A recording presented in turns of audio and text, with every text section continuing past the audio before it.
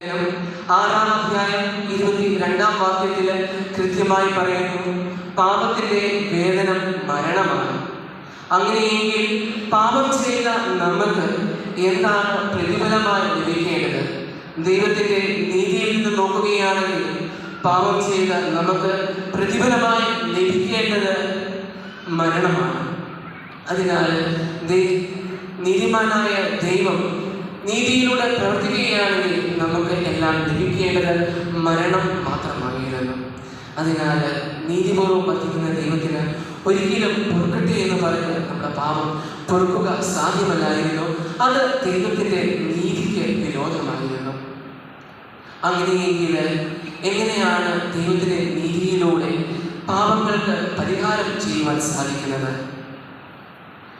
ദൈവത്തിന്റെ നീതിക്ക് അനുസരിച്ച് പാപത്തിന് പരിഹാരം അർപ്പിക്കണമെങ്കിൽ പാപരഹിതനായ ഒരു മനുഷ്യൻ തൻ്റെ ജീവൻ പാപരഹിതനായ ഒരു മനുഷ്യൻ പാപത്തിന്റെ പരിഹാരമായ മരണം സ്വന്തം ശരീരത്തിൽ സ്വീകരിച്ച് അത് ദൈവത്തിന് തൻ്റെ ജീവൻ ദൈവത്തിന് ബലിയായി അർപ്പിക്കണമായിരുന്നു.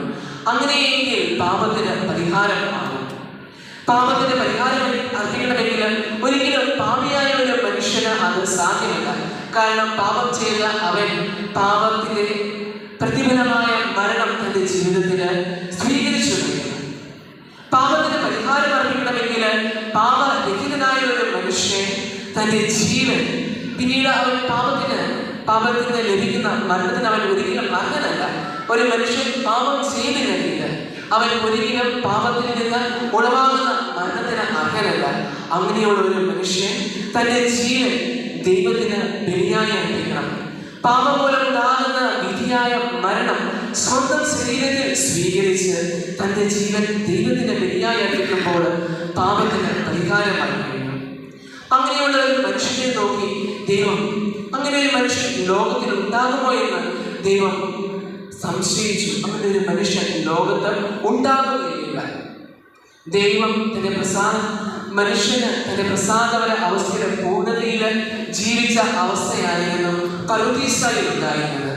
പറുദീസായെ പറ്റി പറയുമ്പോൾ ദൈവവുമായി മുഖാഭിമുഖം കണ്ട് സംസാരിച്ച അവസ്ഥയായിരുന്നു മനുഷ്യൻ്റേത്. പാപമില്ല, പാപത്തിന്റെ പ്രലോഭനങ്ങളില്ല. സന്ധ്യയാകുമ്പോൾ ദൈവവും അവനുമായി സംസാരിക്കുവാൻ ഉലാത്തുവാനായി ഇറങ്ങി വന്നിരുന്ന അവസ്ഥയായിരുന്നു പറുദീസ.